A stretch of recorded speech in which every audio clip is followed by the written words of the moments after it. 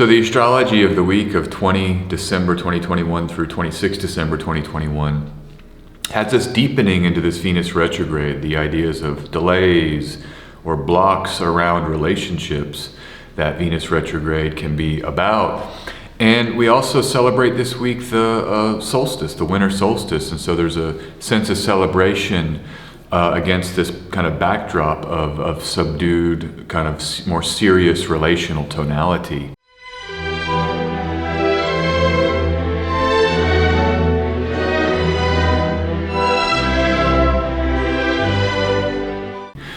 Let's dive into the charts. Let's get into the astrology this week. My name is S.J. Anderson. Glad you're here. Glad you found my channel. What I do is cover weekly astrology. I have a video every week that goes into what's going to happen next week and maybe the energetic feel or tone of the week with some key charts to highlight.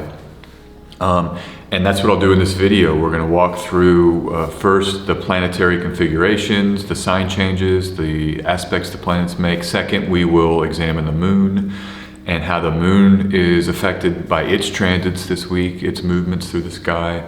Third, we're going to break down two charts that I like, that I think are emblematic of the energy of the week and necessary to maybe understand what we're going through astrologically. And then the final thing is that I'll pull a tarot or cartomancy card and we'll check out an additional symbol. We'll add some more information. So that's what I do here every Sunday. I release this video, and yeah, it's a great way. It's been great for me to do this because it allows me to stay very tuned in to the astrology. And I've had all kinds of strategies for doing that throughout the years I've studied astrology, but this is my favorite because it requires me to think deeply, tangibly put something into a written form. That's the PowerPoint that I use for these videos, and then articulate it and describe it and think about it. So it's one of the best ways to engage in a topic, they say, is that you start talking about it to others. You know, there's one thing to study, but as you articulate and share, it's a whole deeper level of learning. And you may want to do that if you're looking to learn more. Start writing about astrology, talking about astrology, sharing with others about it. Very excellent way to go deeper. So other than, you know, in terms of that, the introduction, yeah, I mean, we're in this Venus retrograde period, 40 days and 40 nights, as they say, as a phrase. I don't know if the Venus retrogrades are exactly 40 days and 40 nights, but they're right around that timing.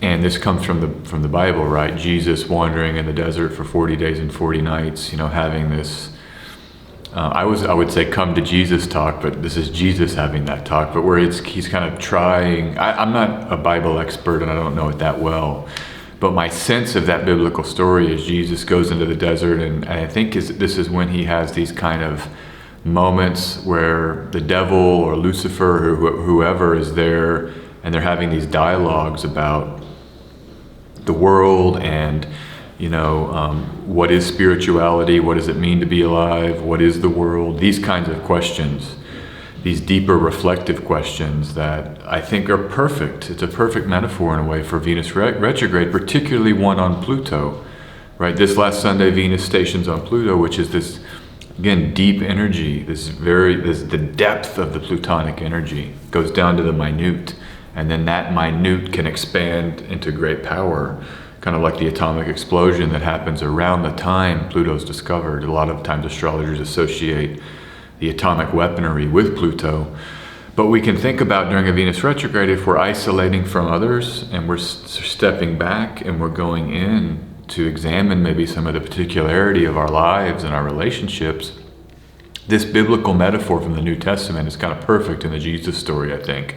And they use the 40 days and 40 nights, which is that timing almost exactly of the Venus retrograde period. So that's defining everything right now. And it is, the other thing I would just say is that we're building for Jupiter's ingress into Pisces, which comes next week. Jupiter will ingress into Pisces, and this will be the end of a 2-year Jupiter-Saturn co-presence cycle. This happens every 20 years. Jupiter and Saturn travel together for about 2 years, and we're ending that now. And to me, it's a very optimistic thing because it means that this phase of the two great planets coming together and triggering upheaval, we're now moving out of that. And so I know it's tough out there right now for a lot of the world with the news and with the return to restriction, but I do think that there is optimism as we get into 2022 for shifts out of some of this. I don't think we're out of the woods for another few years, but I do think we're beginning to get there. And that's what I symbolically love of Jupiter coming into Pisces. We're building to that this week. And so it's a great week for that. Those are kind of my two big introductory things. I'm not sure what else there is. I think I'm just going to leave it there, as the backdrop, as the introductory backdrop of this particular moment. Why don't we dive in? Why don't we dive in from that into some of the specific configurations this week? And if you see here, it's all about the sun this week. There's not much happening actually this week. It's only on Monday, 1:30 a.m. in Central Europe. So, this video is going to be released hours later. The Sun and Jupiter perfect a sextile. Now that sextile is closely separating and is still activated by sign until the Sun ingresses into Capricorn the next day at 5 p.m. in Central Europe. So we're talking Tuesday, 5 p.m. in Central Europe, we get this solstice event, the solar ingress into Capricorn. This is a party. This is party energy. I've been seeing a lot of my timelines about Saturnalia, the ancient Roman festival. I think it lasts a week or however long, but it's basically a huge party where things get inverted. Slaves, so-called, or servants are served by their masters.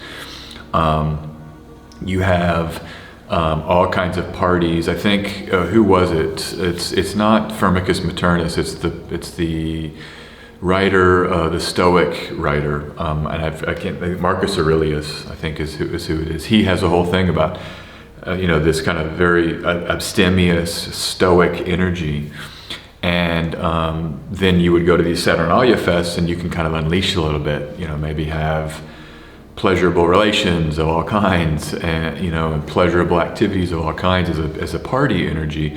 And what are they celebrating? They're celebrating the sun's rebirth.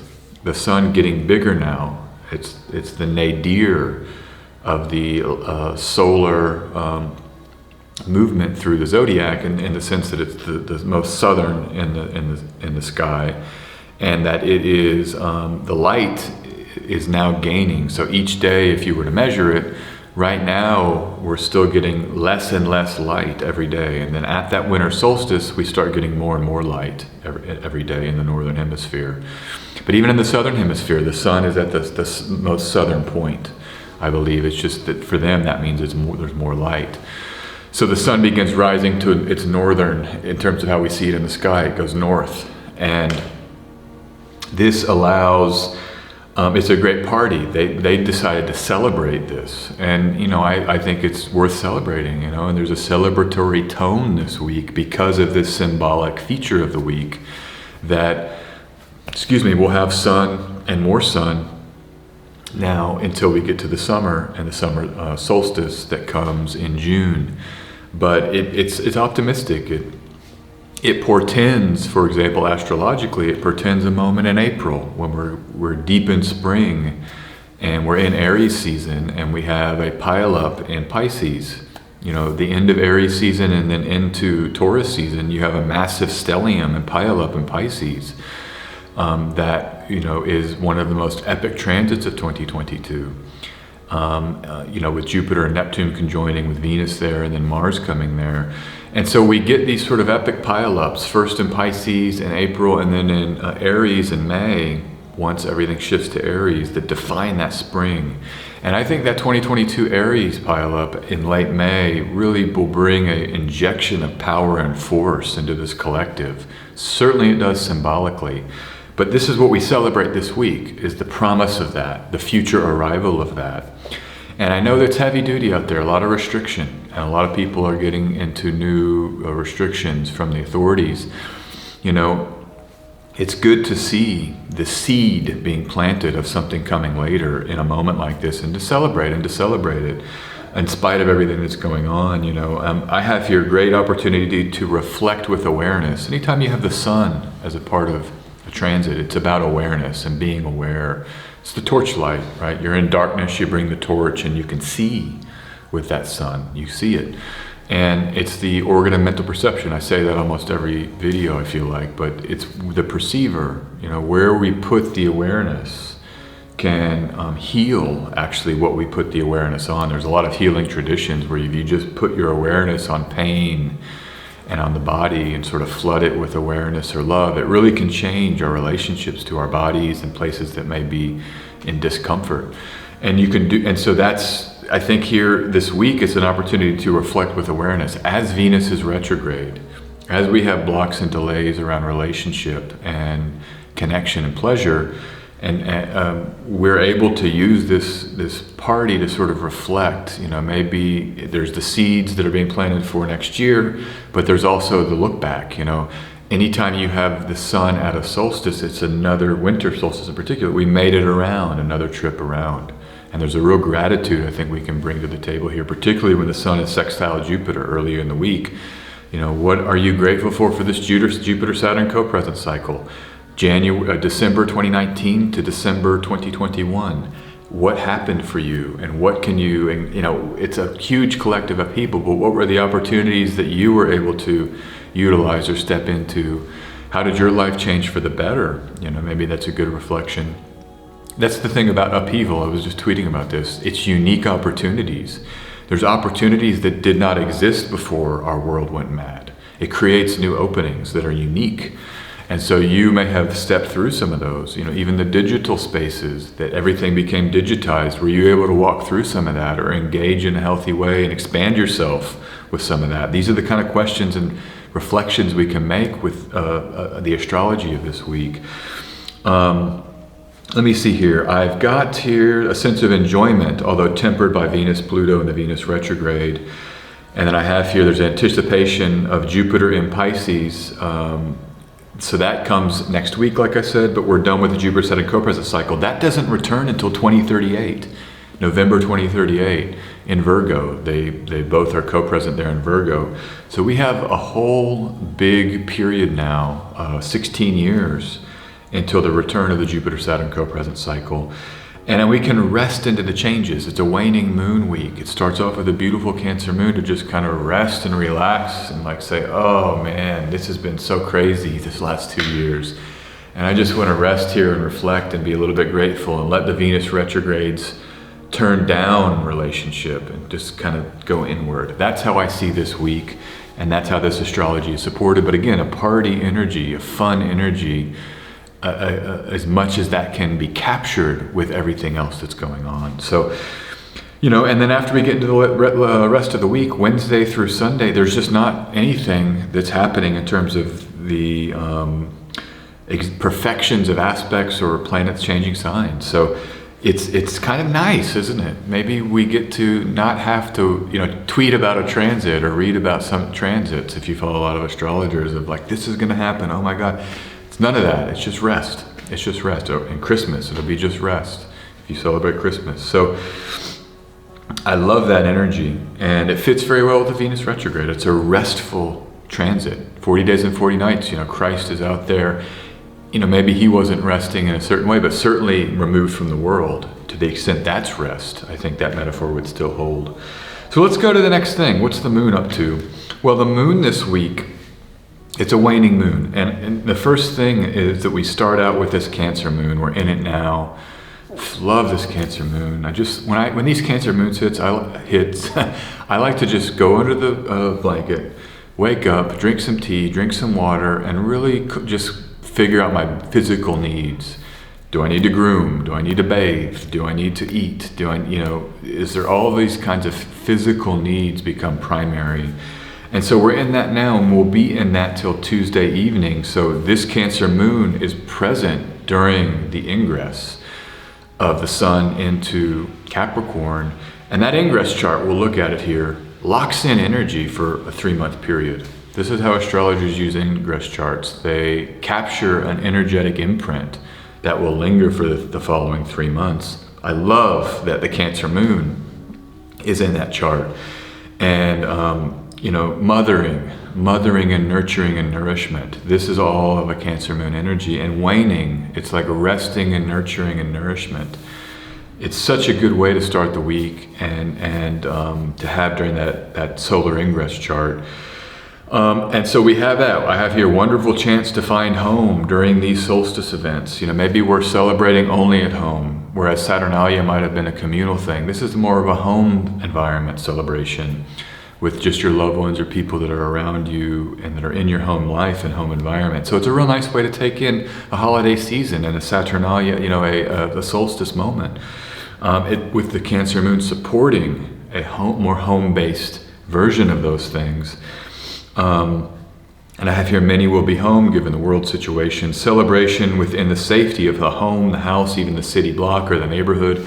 I know where I live, like I just was at the bakery, I got a little, a muffin to just give some energy for this talk. But, these just around this street, this is all about my home and the people that are around here and the things available to me. If I'm just going to kind of stay local, or if you're going to stay local, what would that look like for you, or even your home, house, or your room? Some people have roommates. You're just kind of in your room maybe with your stuff and comfortable there. And so this is the kind of support that the Cancer moon can bring. I think about the George Harrison Beatles song. It's the single, I think, is it Old Brown Shoe or Lady Madonna? The other track, the B-side, is this song, The Inner Light by George Harrison. It's one of my favorite songs. I've thought about this all through my life. And the lyric is something like, without going out into the world, you can know the kingdom of heaven. The more one travels, the less one really knows, something like this. Actually, this was my personal mantra for a long time, and then my personal astrology triggered and activated, and I traveled all over the world, and so I had to let go of this as a personal mantra. But it's still active during this, I think, Cancer moon, where maybe we're Venus retrograded and sort of locked in, Saturn in Aquarius, Jupiter in Aquarius for this final week, and we're in our homes, given the world situation in a lot of places. You can think about all the inner expansion and the inner light that can come, right, just from being in one place. And Jupiter sextile the sun coming into Capricorn, the winter solstice. Maybe this is an inner celebration where inner light can be, it's like a party inside the mind and heart in our home environment. That's the big theme of this week. And you have then here, the Venus retrograde can be about relationships with self too. We review our own relationship with ourselves. The Mercury's there in Capricorn. Self-talk. I know I talk about self-talk on almost every video, but it's super important. And this, we can review our self-talk with the Venus retrograde transit co-present with Mercury in Capricorn, the sun entering there under this early part of the week with the Cancer moon, and then the Leo moon, right, ruled by that sun now in Capricorn. And so there's this blending of awareness, dialogue, language, our relationship with the self. I think this is very much a time of the inner work. And this is where you go back to the New Testament Jesus metaphor. I mean, it's all inner work. He's like wrestling with demons, literal demons coming and stuff. It's, with this Venus retrograde, how's your relationship with yourself? That's just what I would ask. And how is your self-talk? It's always good to prune and cleanse that. What do we say about ourselves? What do we believe about ourselves? And how do we talk to ourselves? There's almost nothing more important, I would argue, because it sets up how we treat others and how we treat our relationships to everything else. Start with the relationship to the self. And this Leo moon is interesting. So this Leo moon arrives late Tuesday, 11 Central European time, and this ends on, Friday at 9 in the morning in Central Europe. So we'll have a lot of midweek Leo moon stuff. It's that final Leo moon opposite both Saturn and Jupiter. We'll never have another one while that Saturn-Jupiter co-presence is happening. And so it is, it's a nice Leo moon, I think, again, reflecting on the Jupiter-Saturn co-present cycle. Maybe there is some kind of tense activation with the restriction that's now returned in Europe and all over in the Northern Hemisphere. This, to me, is a week where maybe we get more just difficulty potentially coming around that. Sun now being ruled by Saturn. We're getting that restriction, the sun ruling Leo. So this is the thing about the astrology over the next couple of months. We're going to have all the planets in Saturn rule signs, all the traditional planets. Jupiter, except for Jupiter in Pisces, that will be the out. But you'll have Jupiter in Pisces and you'll have everything else. And then the moon moving fast But you'll have Mars, Venus, Mercury, the Sun, and Saturn all in Saturn ruled signs for like a good month at some point. I think it's in January. So just be prepared for a restrictive energetic astrologically for a couple of months here. It's not really until Venus comes in April 5th. Venus enters Pisces and joins Jupiter, and that's really when the celebrations can start, I think, with the two benefics being out of Saturn ruled signs. The Sun will be front running some of that, and slowly we get out of this Saturn ruled moment. But I think that April 5th Venus ingress into Pisces was one I'm really looking at as like a turning over out of this Saturn phase and into this next phase of the spring in 2022. So let's come back here. Then we have the Virgo moon, which is Friday through Sunday. So Friday about 10:30 Central Europe to Sunday at 5:30 in Central Europe. That Virgo moon is going to be happening around Christmas. Remember, trining Mercury in Capricorn. So maybe there's some support to talk to people that you kind of hold up with or at home with during Christmas. I said it could be a chatty time, but talking about serious matters. Maybe and it's good to talk about serious matters. It's what families are for. It's like, how are your plans for this year? And we'll see that this idea of planning and preparation is also a theme that's greatly supported. But this might be a great time to talk to loved ones and getting ready for the year ahead and getting ready for this Saturn period over the next few months. I think, always this part of the year with the Sun at its most southerly point, ingressing into Capricorn, it's timed pretty closely to New Year's Eve, New Year's Day in our modern calendars. This whole time is good for just reflection and planning, but it's even better with a Venus retrograde right now. Do your planning during this period. Great week for that. It's kind of a quieter week. Maybe you have time off from your job. Chill, do the planning. What do you want out of 2022? What's your vision for yourself? It's part of that cleansing the self-talk I was describing, is then envisioning positivity. I call it positive projection. And that's one of my key themes with how to engage with astrology. You have to positive project transits. Even the worst transits, they always can symbolically represent something useful and constructive and healthy. You have to engage with the potentials that are so-called positive. In my opinion, if I'm not doing that, I'm shortchanging my future self.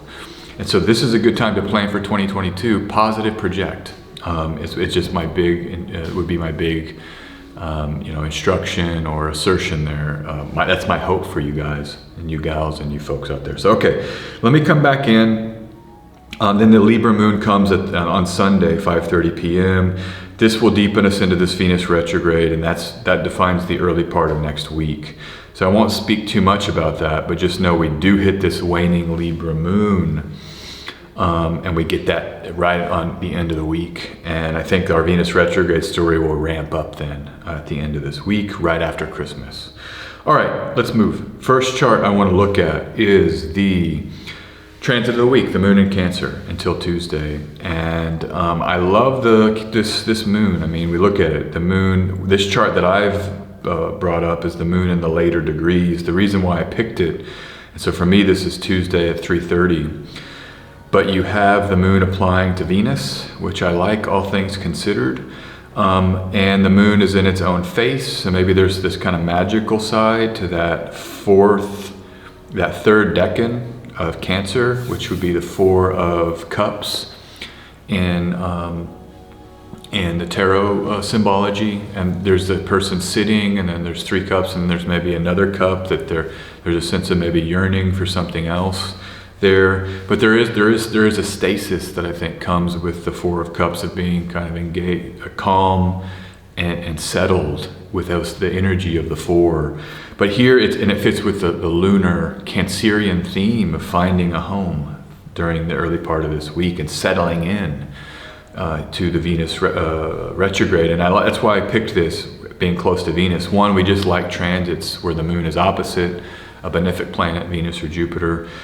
Even with the retrograde, I think Venus still has the nature of its own nature. It's dealing with the retrograde version of that, but I still like the moon connecting with things that Venus signifies: pleasure, art, beauty. I know I'm engaging with a bunch of Venus themes right now, And if there are a lot of it's past stuff and just it's the Venus retrograde energy, but it's still Venus.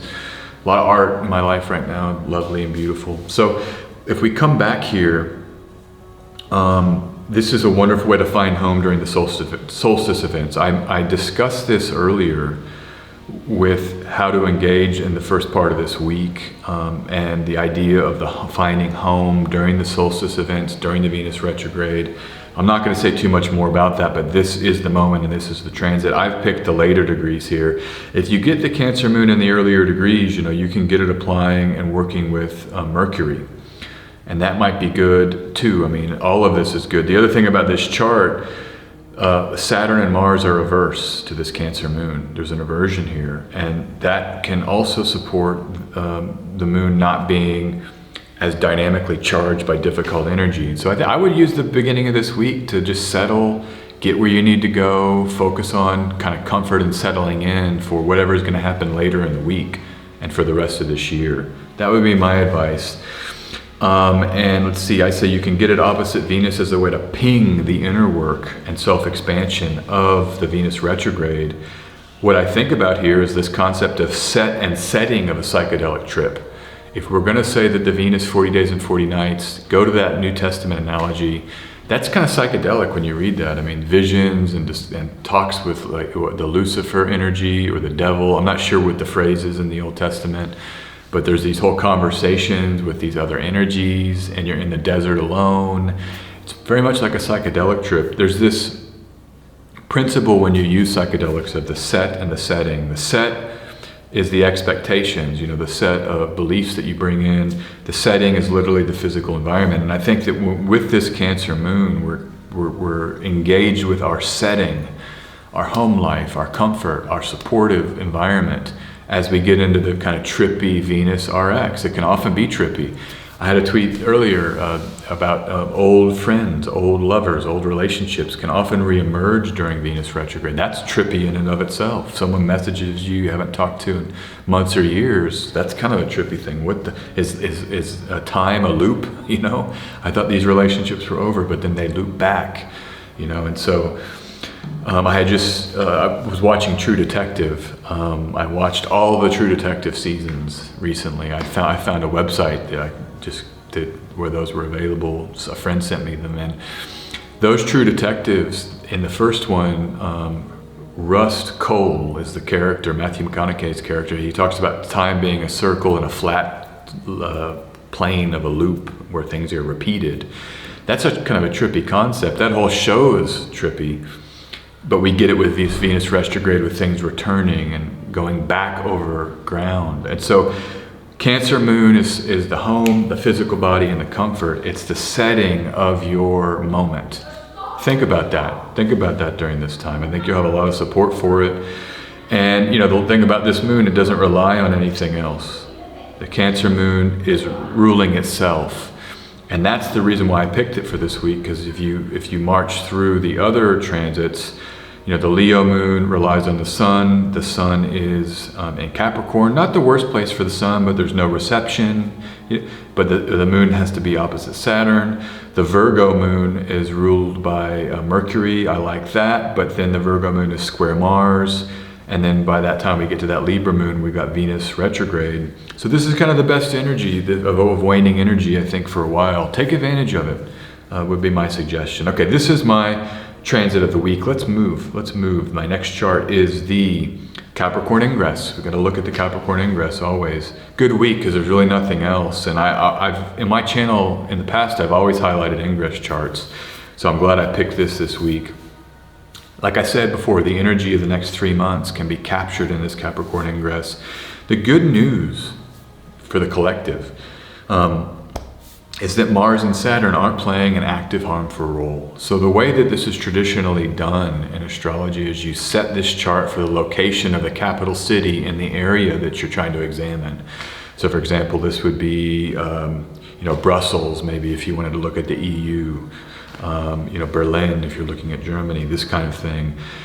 But the thing is that it can describe the events, the mundane events of the next 3 months. So in every chart, no matter what capital city you set this to, you do not have Mars or Saturn doing active harm. You've got Saturn. It's not square anything.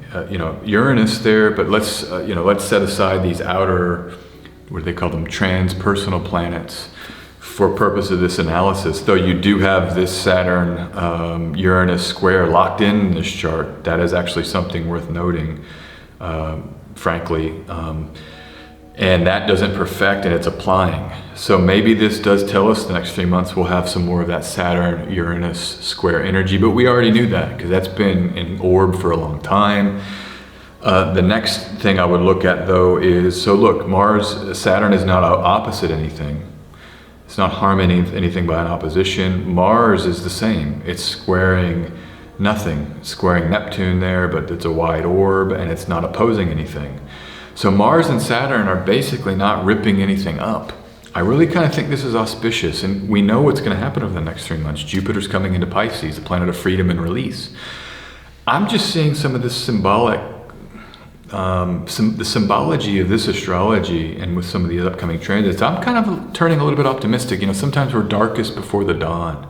I know the news headlines are pretty dark out there, but I'm feeling like there's going to be some openings and some relief coming in some way, shape, or form for some people, related to just this part of the Capricorn ingress not having Mars and Saturn doing a lot of harm. And then you have Venus close aspect with the moon. It's separating now. So this is basically the transit of the week chart. It's just a few hours later. The moon separates from Venus, but they're still in close aspect. And I think there's a sense over the next 3 months of our home lives, being home, getting used to being in our home and our setting of our trippy reality. Forget Venus retrograde for a second. This whole life is a trip. Life is but a dream. Row, row, row your boat, and what's your setting for your life? That's the Cancer moon vibe. And this next 3 months where there may be more lockdowns or being shut in, I think this is a theme that we'll be confronted with collectively, our home, and we'll be able to nurture and nourish in maybe a more restricted space. We may need that. This is part of the unique opportunities of the moment we're in. We get a whole reformation, reframing of our relationship to ourselves and to our homes. They say when crisis comes, that's when we learn about who we are, our character, our mettle, our strength, and our powers. And so this is kind of along those lines. What's our home and setting? We'll be able to really prioritize that, I think, over the next 3 months. So that's this part of the Cancer ingress chart. I'm positive on it, actually, really positive. The other thing I wanted to show you, the fixed star Procyon, Behenian fixed star, powerful fixed star, one of my favorite fixed stars, actually. The moon is conjoined Procyon in this chart, and it's in Canis Minor. There it is. There's that dog here, Canis Minor. It's in the heart of that dog, the little dog. The thing about Procyon, this is Manilius writing about it, and he talks about it being, he bestows upon those born under him not the hunting, it's the weapons of hunting. And so again, it's this planning and preparation energy. Let me see if there's another quote from Manilius I like. He says here, to manufacture and sell at profit whatever the art of hunting is likely to require. That's the gifts that Procyon will bestow. And so if we want to take out hunting, I think hunting comes from the Mars-Mercury energy of Procyon. Ptolemy ascribes those two planets, the nature of Mars and Mercury, to Procyon. It's really tools and building, and then Mercury is the planning. That's what it is when you are going to acquire a weapon or a tool. You're thinking ahead about how you want to use it, and you may need to use it. And so I just love this because remember what I was talking about earlier. It's 40 days and 40 nights. Venus retrograde. We're on a trip right now. The planning I was speaking to earlier about 2022, this energy is perfect for that, because you might want to think about, like, where are your tools in your home? Sharpening tools, making sure that your inventory of the tools you have are needed. It's very much a New Year's resolution, planning for 2022 type of energy. And these restrictive periods that we've had in the collective, that they've been really great opportunities from what I've seen to kind of reorient possessions and get down into kind of a fighting weight, so-called, as a metaphor, just a fighting weight, meaning the fight of life that we're all engaged in. We're out there trying to survive and struggle. These are kind of pruning and purification periods. With all that Saturn over the next 2 months, I think this is a great energy to have. Procyon moon conjunction, sharpening your tools, working around the home if you need to do home projects, maybe you're making your home more supportive, a better setting for your next couple of months. So Mercury plus Mars is planning for action, and that's the tool nature of the plan. So that is the astrology of this week. Let's move on to the tarot of the week. Let's pull a card. Just pull one card. Let's see what this card is going to indicate for us with these themes. And I'm gonna just pull up one of them, and that card is, okay, this is gonna be a wand. And I think it's one of the early wands. I think this is like the three of wands, or the two of wands. Let me make sure. Let's see here, where are we? Yeah, it's the two of wands. What a powerful card.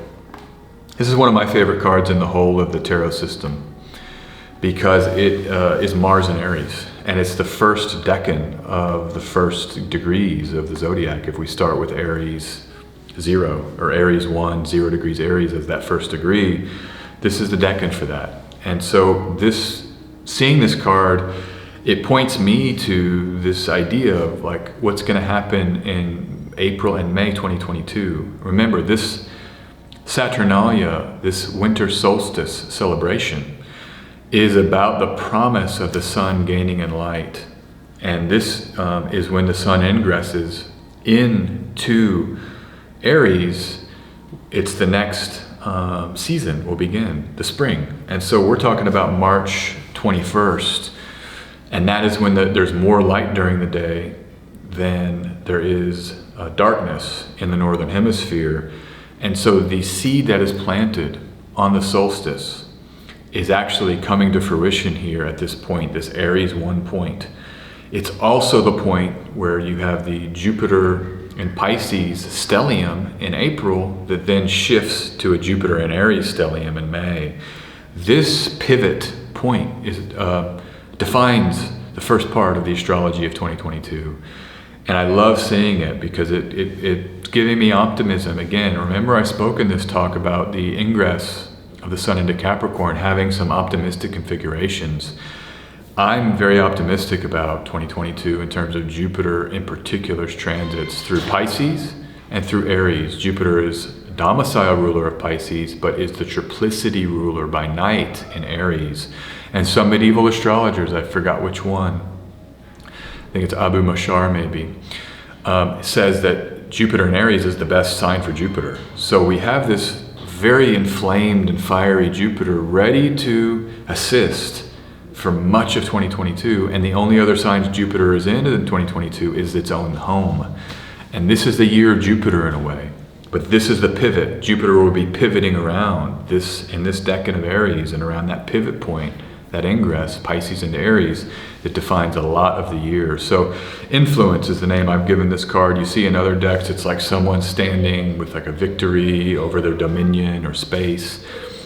And so just be thinking about, like, again, weapons. Procyon can join the moon, the planning, Mars and Mercury. How are you going to influence in 2022? What do you want to seed in 2022?